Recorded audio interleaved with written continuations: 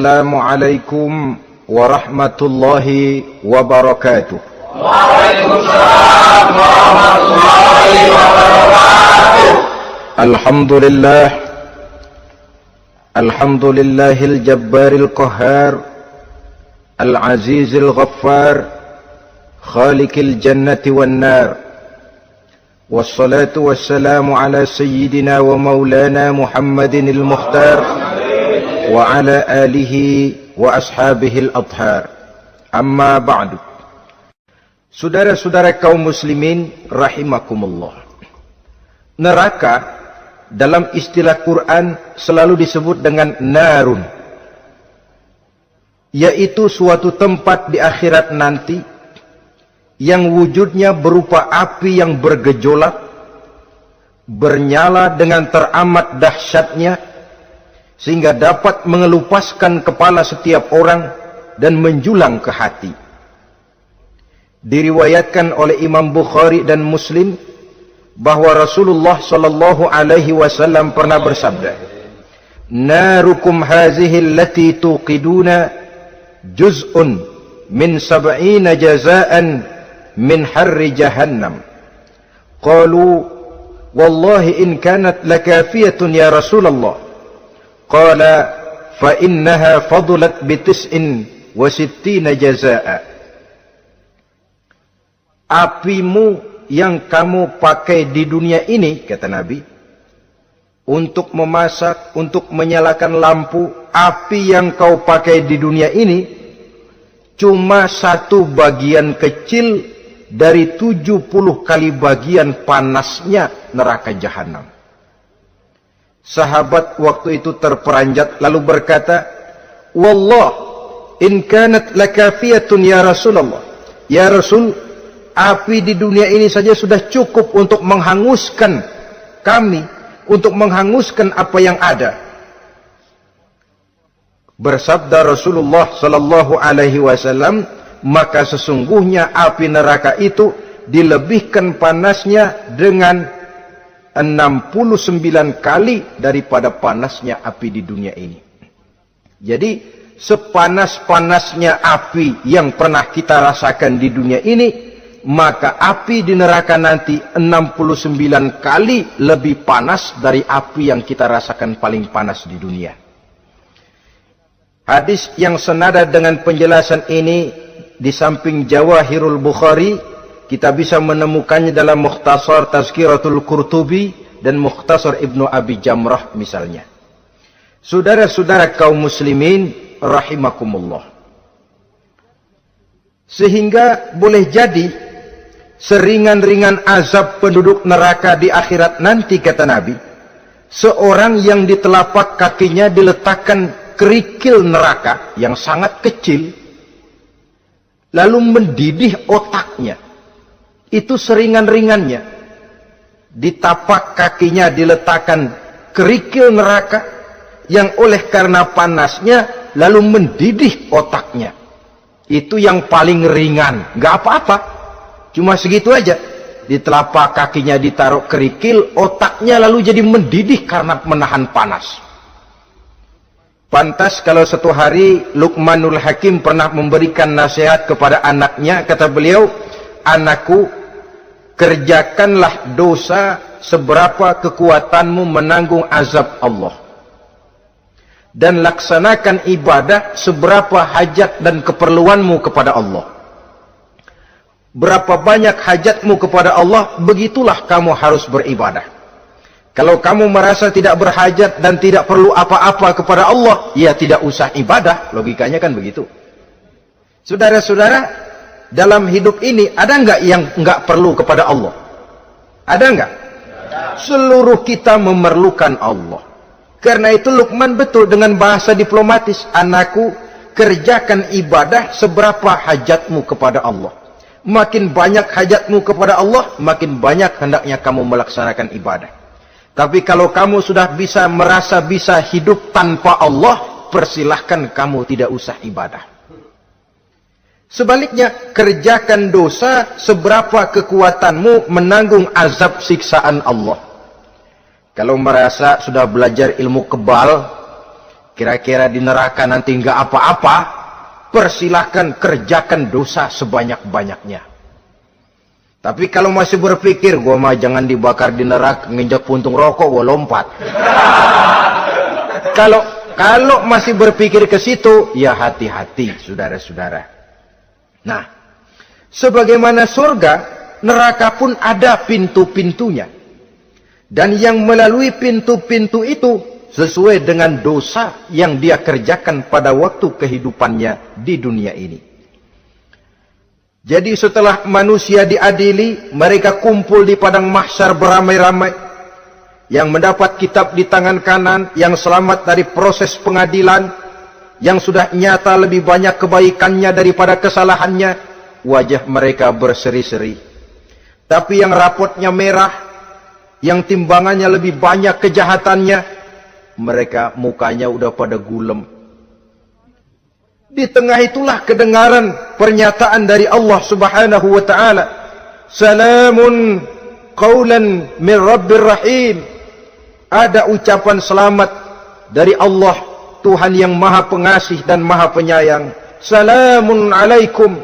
Selamatlah kamu, wahai orang-orang yang kelak akan sampai ke surga. Yang lulus di pengadilan dapat ucapan selamat dari Allah. Tapi pada saat itu juga Allah mengatakan, "Wamtazul yauma ayyuhal mujrimun." Pada hari ini, semua orang-orang yang kurang ajar, supaya minggir. Wamtazul yauma ayyuhal mujrimun. Orang-orang yang durjana, kelompok durhaka, para pembuat dosa, misah hari ini, minggir semuanya. Kamu akan digiring ke dalam neraka. Saudara-saudara kaum muslimin rahimakumullah. Baik mereka yang akan menuju surga, baik mereka yang akan masuk ke dalam neraka, sama melintasi satu jembatan yang melintang di atas neraka. Dalam surah Maryam ayat 71 dan 72, walaupun jembatan itu tidak digambarkan secara jelas, tapi kita temukan penjelasan Allah sebagai berikut. Wa inna minkum illa wariduha, kana ala rabbika hatman maqdiyya, thumma nunajjil lazina taqaw, wa nazaru zalimina fiha jasiyya. Saudara-saudara, dan tidak ada setiap orang pun kecuali mereka akan melalui api neraka itu. Adapun orang-orang yang bertakwa, mereka diselamatkan oleh Allah, sedangkan orang-orang yang zalim, mereka terlempar ke dalam jurang neraka. Nah, itu yang dinamakan dengan sirat. Ada memang riwayat menjelaskan bahwa sirat itu kecilnya seperti rambut dibelah 7, tajamnya lebih tajam dari mata pedang. Tapi dalam banyak hal, orang lewat di atas sirat itu bergantung kepada amalannya waktu dia hidup di dunia ini. Maka jangan heran, ada orang yang lewat di atas sirat itu seperti kilat. Lep, sudah sampai di surga. Ada yang lewat di atas sirat itu seperti orang terbang. Ada yang lewat di atas sirat itu seperti orang lari. Ada yang seperti jalannya onta. Ada yang merangkak. Ada yang gelantungan. Ada yang sudah hampir sampai ke tepian sana untuk masuk ke dalam surga, terpeleset nyemplung juga ke dalam neraka. Sesuai dengan amalan pada waktu mereka hidup di kehidupan dunia yang sekarang ini. Saudara-saudara kaum muslimin rahimakumullah. Apabila orang terperosok lalu masuk ke dalam neraka, bagaimanakah ihwal keadaan di neraka? Panasnya sudah kita jelaskan tadi. 70 kali lipat dari sepanas-panasnya api di dunia ini.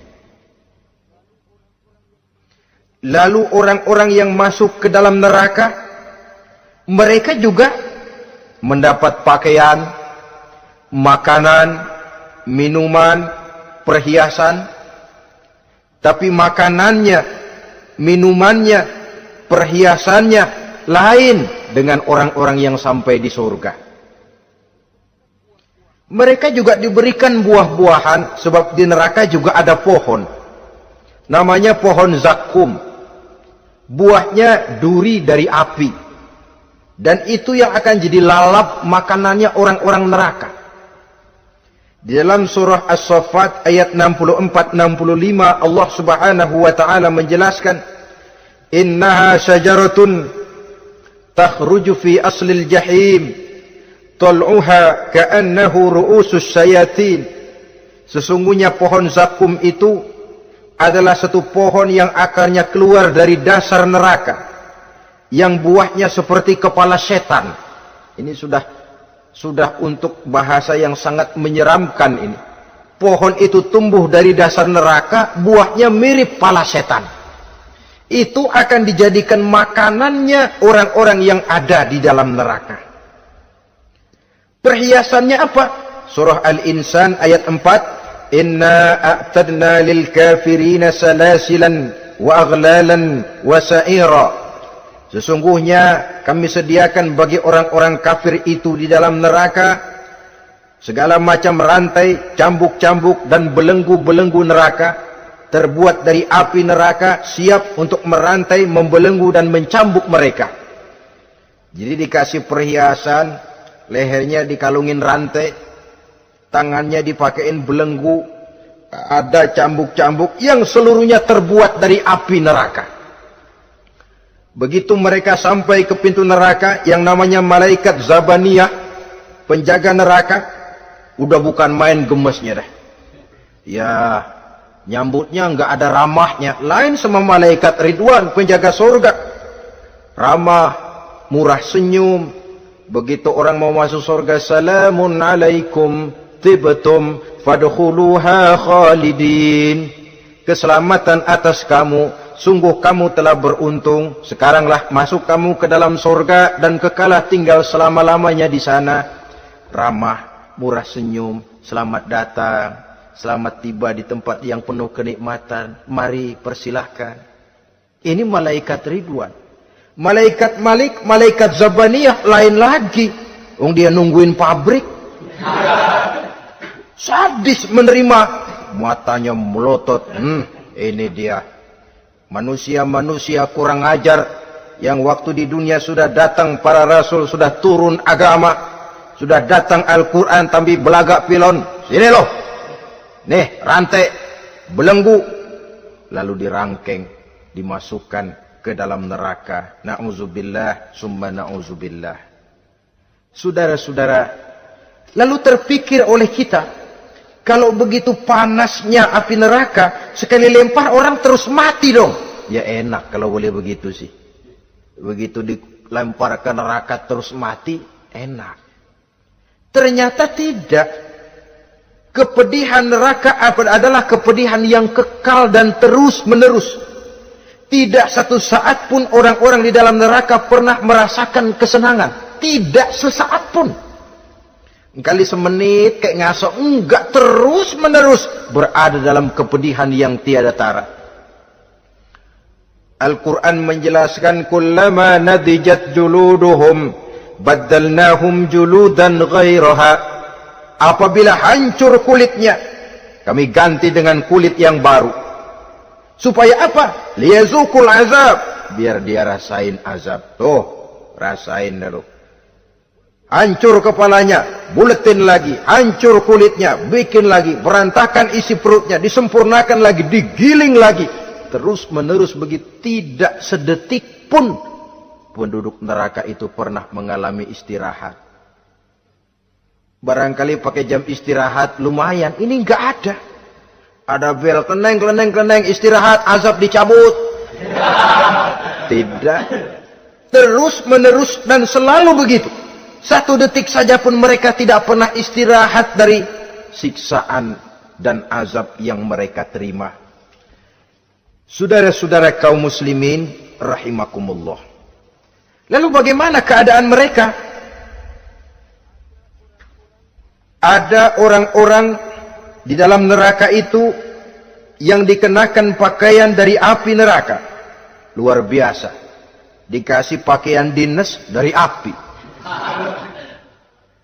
Kemudian kepalanya dituangi air yang sedang mendidih, yang dengan tuangan air itu dihancur luluhkan segala isi perutnya dan kulit-kulitnya, Setelah itu mereka dicambuk dengan cambuk-cambuk dari besi. Apabila mereka hendak keluar dari neraka, mereka dicampakkan kembali ke dalamnya dan dikatakan kepada mereka, rasakan siksaan yang membakar ini. Dalam surah Al-Hajj ayat 19 sampai 22 kita bisa simak firman Allah Subhanahu wa taala. Fallazina kafaru qutti'at lahum siyabun min nar yusabbu min fawqi ru'usihimul jahim yus'aru bihi ma fi butunihim wal julud wa lahum maqami'u min hadid kullama aradu an yakhruju minha min ghammin u'idu fiha wa zuqu 'azabal hariq. Na'udzubillah summa na'udzubillah. Diberikan pakaian dari api, melolong, menyayat dia, memilukan, merintih dan meraung-raung. Lalu kepalanya diguyuri dengan air yang sangat mendidih. Hancur luluh isi perutnya, masih dicambuk lagi dengan cambuk-cambuk dari besi. Mereka merambat, mereka meraung, mereka hendak lari, mereka ingin keluar dari neraka. Tapi tiap kali mereka merambat ingin keluar, ditarik lagi. Kalau bicara kita, ayo, mau kemana lo? Apa kata malaikat penjaga neraka? Zuku azabal harik. Rasa ini, makan pencarian lo waktu di dunia. Saudara-saudara, lalu ada pula siksaan penduduk neraka itu, di mana dahi, lambung dan punggung mereka dipanggang dengan api neraka. Allah Karim. Kita di dunia ini tertusuk paku saja waktu berjalan sudah bukan main pedihnya. Tertusuk duri saja sudah bukan main pedihnya. Ini punggungnya, lambungnya macam disate, dipanggang dari api neraka. Dalam At-Taubah ayat 35 kita temukan firman Allah, fi nari jahannama fatukwa biha hibahuhum wa junubuhum wa zuhuruhum. Na'udzubillah summa na'udzubillah.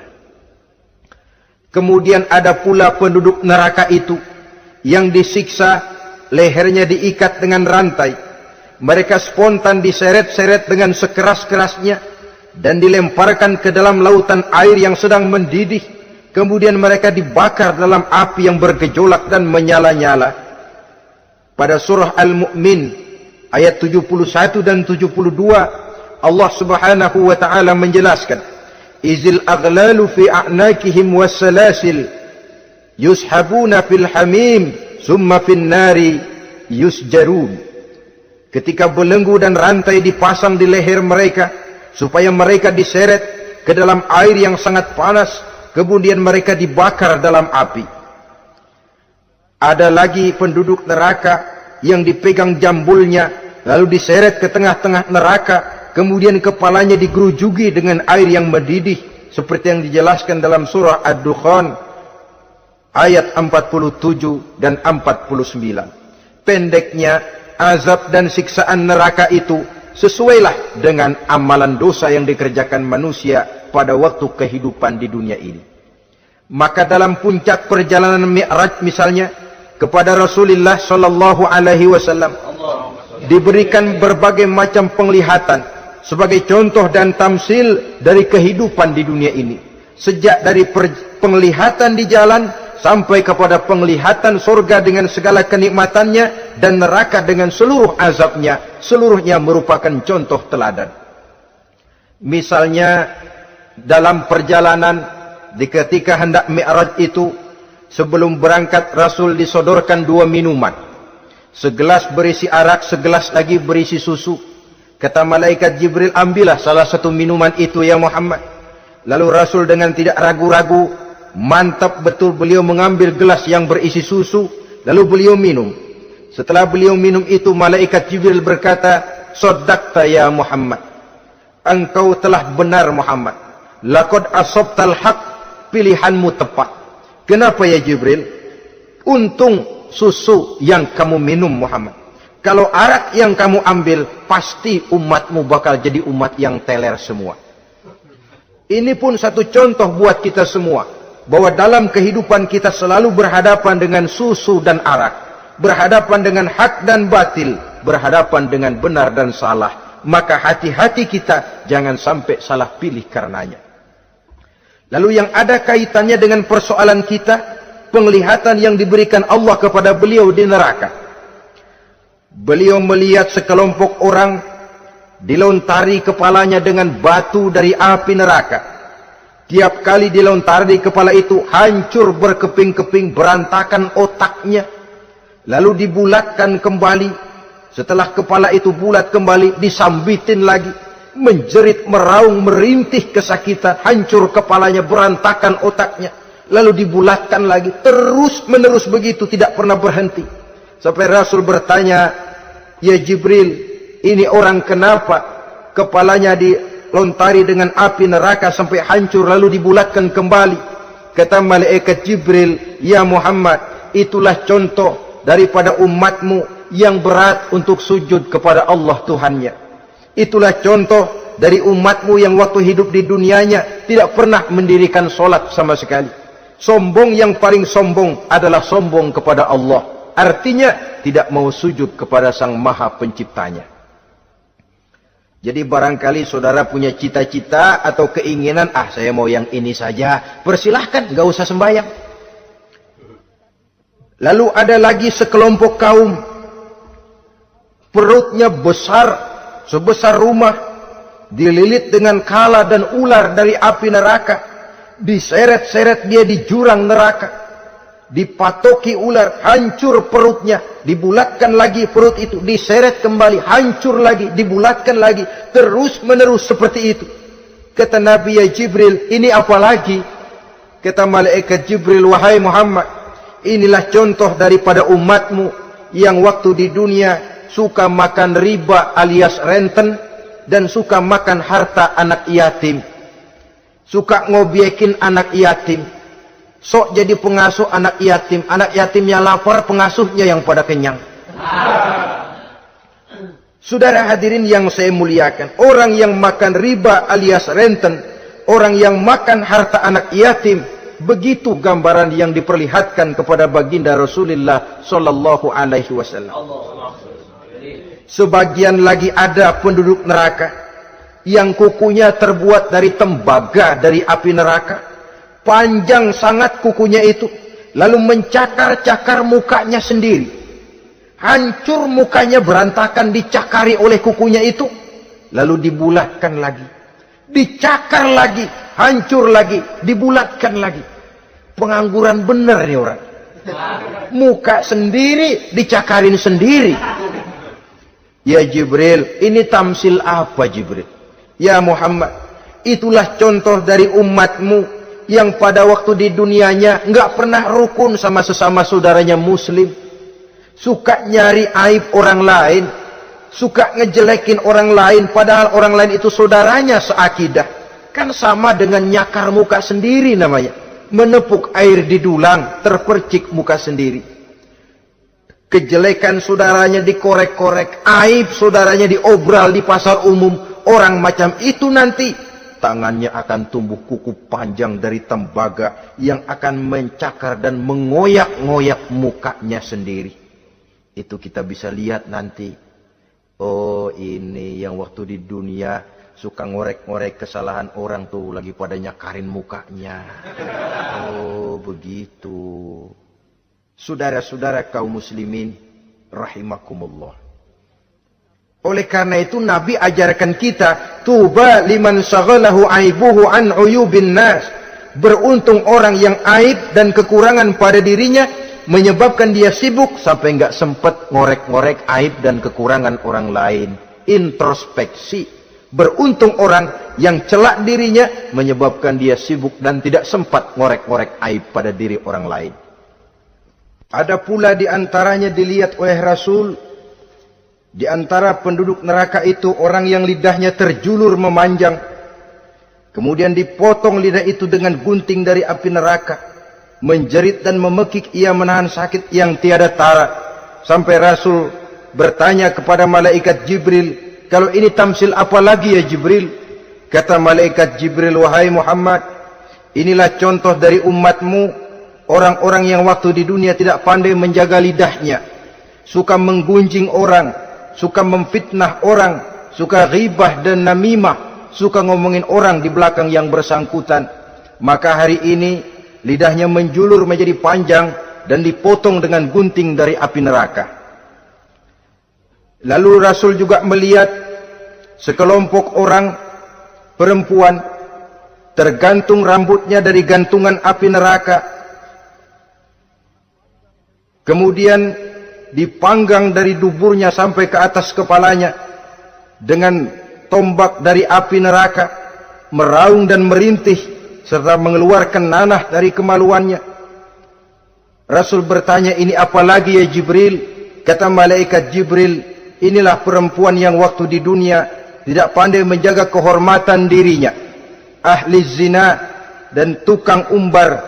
Saudara-saudara kaum muslimin rahimakumullah, banyak lagi tamsil-tamsil yang dicontohkan dalam puncak perjalanan Mi'raj yang seluruhnya merupakan peringatan bagi kita umat Rasulullah sallallahu alaihi wasallam. Nah, kemudian sekarang marilah kita bicarakan neraka itu satu demi satu. Yang pertama, dan ini yang paling dikenal orang, neraka Jahannam atau naru Jahannam. Siapa yang dijelaskan Allah akan menjadi penghuni neraka Jahannam ini? Pertama dalam surah Al-Ankabut ayat 68. Wa man azlamu mimman iftara 'ala Allahi kadziban aw kadzdzaba bil haqqi lamma ja'ahu alaysa fi jahannam maswal lil kafirin. Adapun orang-orang yang zalim kepada Allah, mendustakan ayat-ayat Allah dan mendustakan kebenaran setelah datang kebenaran itu, bukankah neraka Jahannam merupakan tempat kembali bagi orang-orang kafir? Jadi dalam Al-Ankabut ayat 68 ini dijelaskan, penduduk neraka Jahannam itu pertama adalah orang-orang kafir.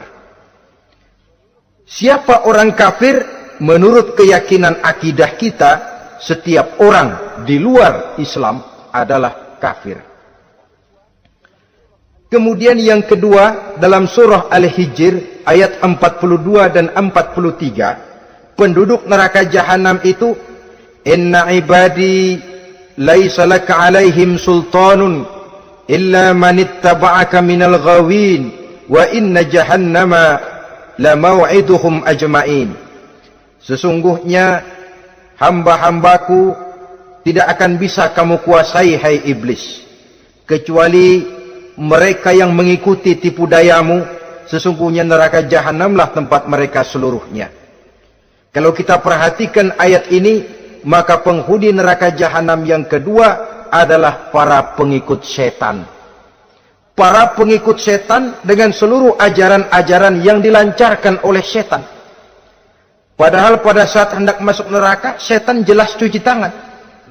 Tugasnya cuma bagaimana mencari pengikut sebanyak-banyaknya yang akan nemenin dia di neraka nanti.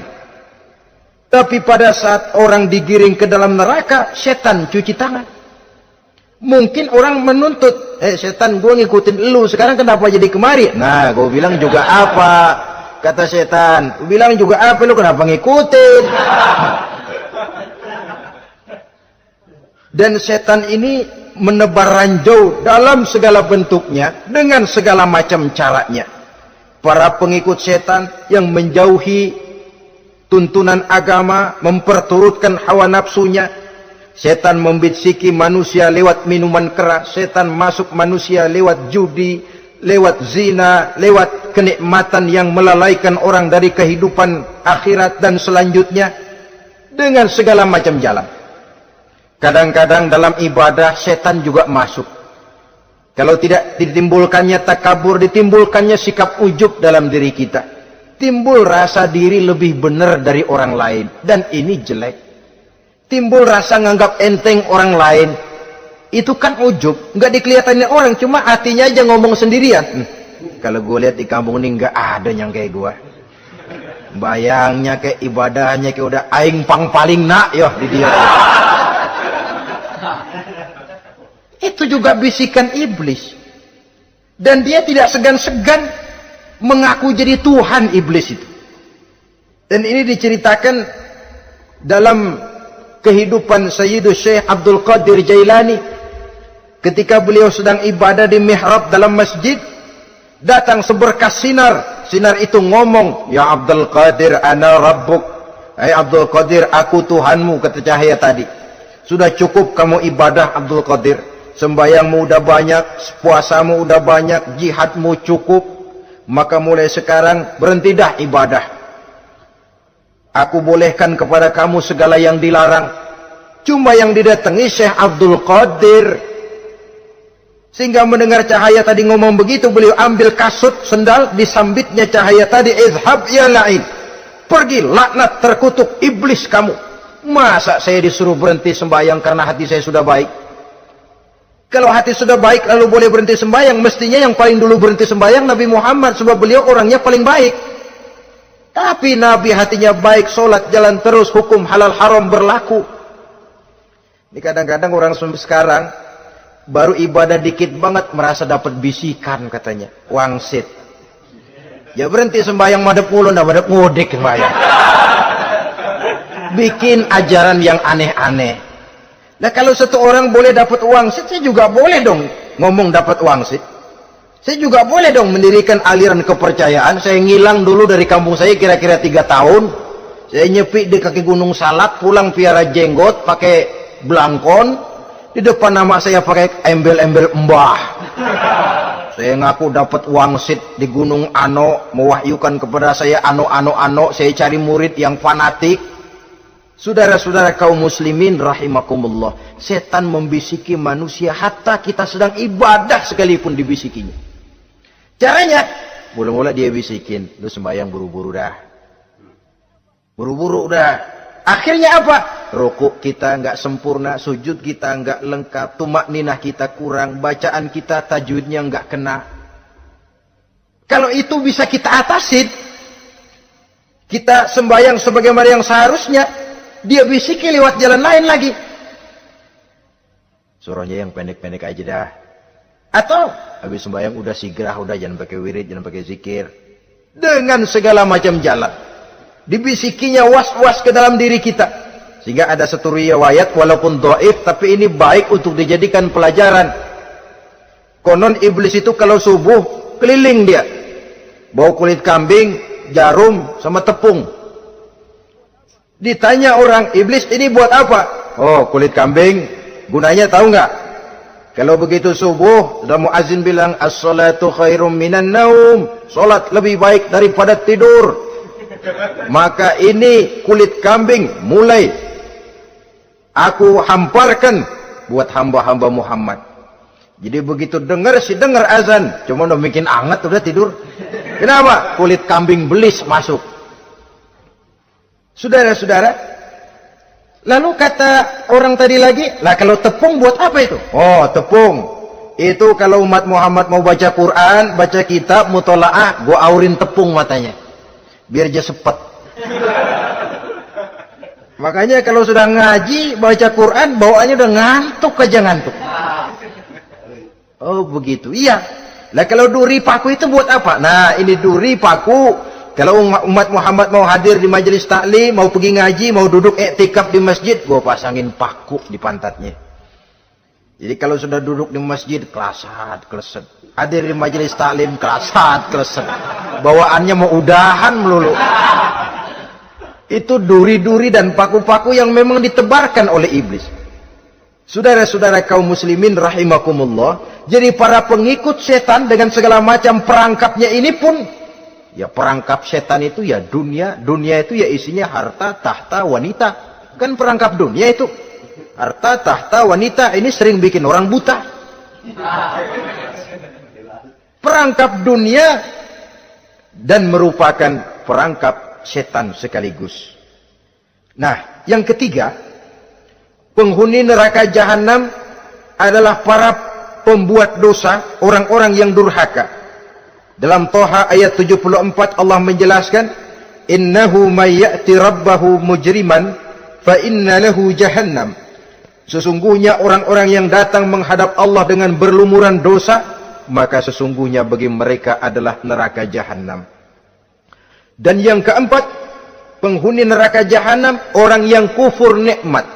Tidak cuma kufur iman, tapi kufur nikmat bisa menyebabkan orang masuk neraka jahanam. Belum pernah merasakan dalam hidupnya bahwa Allah memberikan nikmat kepadanya, bagaimanapun besar karunia dan nikmat itu. Dalam surah Ibrahim ayat 28-29 Allah menjelaskan, Alam tara ilal ladzina baddalu ni'matallahi kufran wa ahallu qaumahum darul bawar jahannama yaslaunaha wa bi'sal qarar. Tidaklah engkau perhatikan, tidaklah kau lihat orang-orang yang mengganti, menukar nikmat Tuhannya dengan kekufuran. Diberikan nikmat berupa Islam, digantinya dengan kekufuran. Dia tidak tahan kesengsaraan dunia lalu memilih kesengsaraan akhirat. Padahal kesengsaraan akhirat lebih abadi dari kesengsaraan dunia. Ada orang yang gak tahan miskin dunia, lalu menjatuhkan pilihan lebih memilih miskin akhirat. Ya Allah, keliru besar. Karena gak tahan hidup miskin di dunia, ada yang nawarin ngasih supermi 3 bungkus, iman telap. Ada yang ngasih beras, pindah agama. Ada yang bawain pakaian bekas, tukar akidah, pindah iman. Innalillah. Ditukar kemiskinan dunia dengan kemiskinan akhirat. Padahal kemiskinan dunia berapa tahun? Setahun umur manusia. Sepanjang-panjang umur orang sekarang kan. 100 tahun udah jarang umur orang sekarang. 70 aja udah cakep tuh. Sebenarnya kalau 70 tuh ada jatah lebih tuh, 7 tahun. Kalau ikut Nabi 63 tahun kan, Nabi wafat. Kalau kita sudah umur 70 tuh ada jatah ekstra 7 tahun. Oh ya, dimanfaatkan baik-baik mestinya. Taruhlah kemiskinan dunia, bagaimanapun melaratnya dunia, bagaimanapun sengsaranya dunia, cuma sebatas umur kita. Tapi kalau nikmat Islam ini harus kita tukar dengan yang lain. Baddalu ni'matallahi kufran, menukar, mengganti nikmat yang diberikan Allah dengan kekufuran.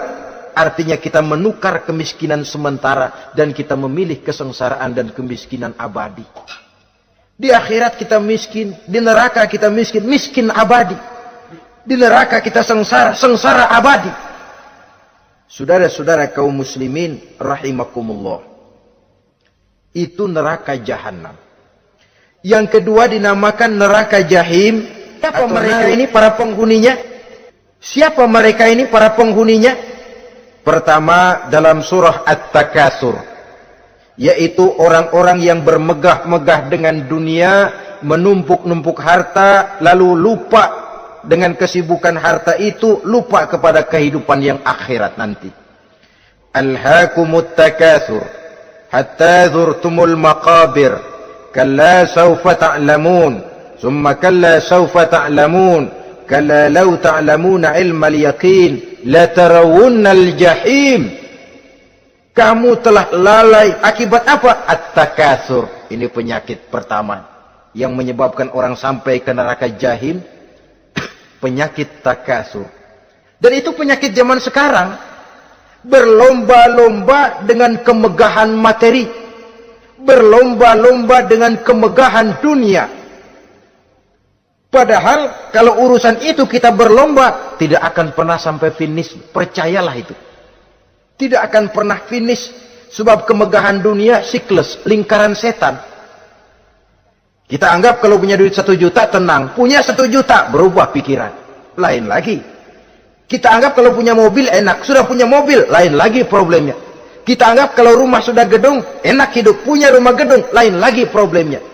Makanya pesan Nabi, kalau ingin hidup tenang, urusan dunia lihat ke bawah, urusan akhirat lihat ke atas. Sering dicontohkan kalau punya mobil, bilang Alhamdulillah kita punya mobil, tangga kita cuma punya motor. Kata yang punya motor, syukur banget kita punya motor, tangga kita punya sepeda doang.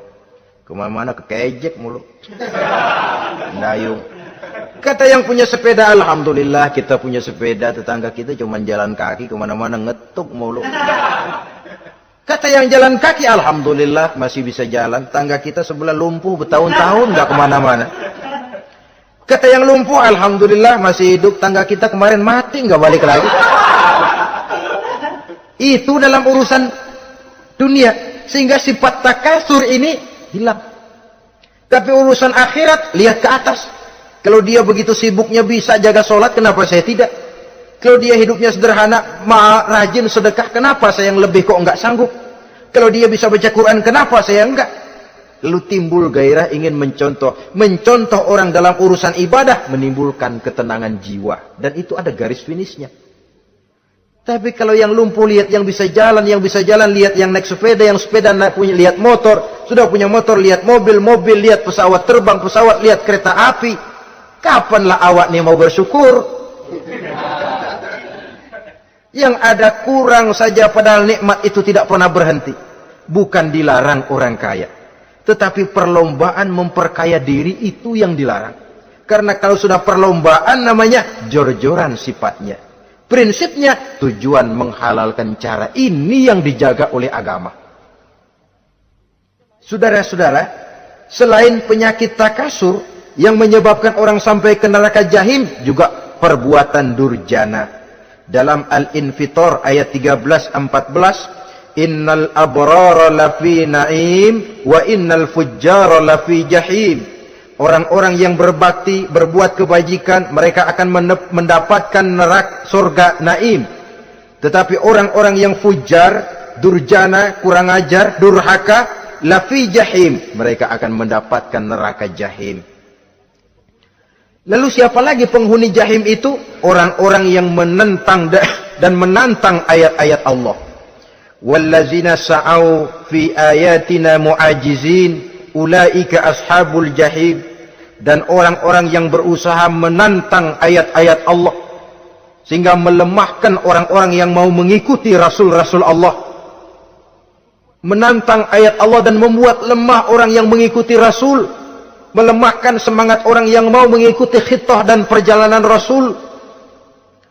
Lu mau bangun masjid, iya, berabe, berat, jangan. Jangan aja kapok. Majelis taklim pahit, ngaji berat, melemahkan ini. Sudah dia rusak, merusak lagi. Kalau rusak kan cuma sendirian. Ini tidak, sudah rusak, merusak. Mu'ajizin, melemahkan orang-orang yang mau mengikuti ayat-ayat Allah. Dan itu tidak jarang zaman sekarang ini. Orang yang melemahkan semangat kita dalam berjuang menegakkan kebenaran.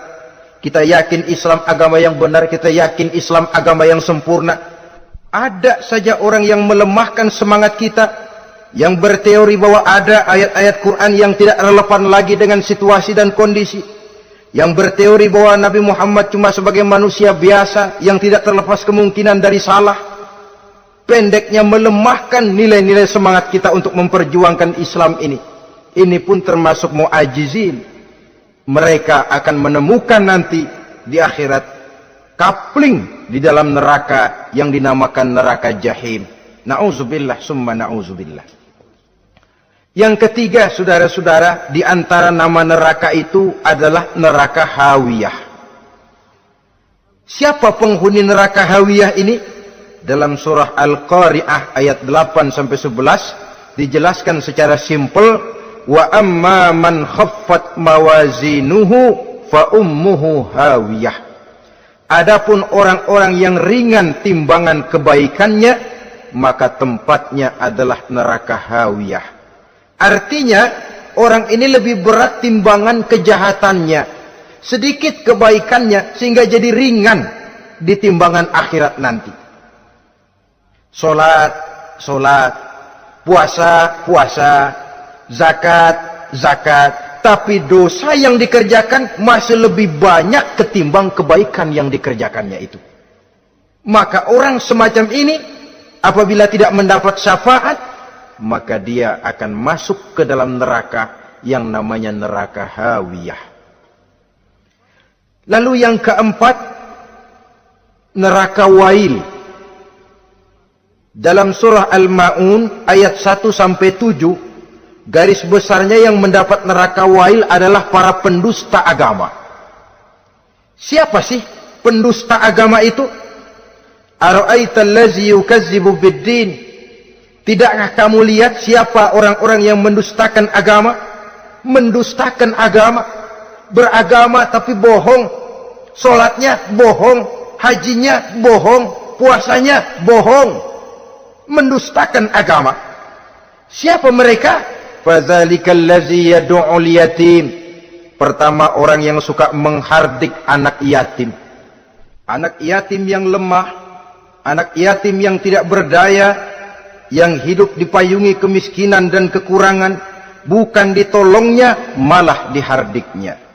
Jangan lupa, saudara yang sudah 2-3 kali pergi ke Makkah, saudara yang khusyuk dalam sujudnya, saudara yang mantap dalam puasanya, mungkin saja bisa terhalang masuk ke dalam surga. Karena di samping rumah saudara ada anak yatim merintih menahan lapar dan haus. Saudara tahu, saudara mampu, tapi saudara diam saja tidak mau mengulurkan tangan. Mungkin itu yang akan mengganjal saudara untuk masuk ke dalam surga.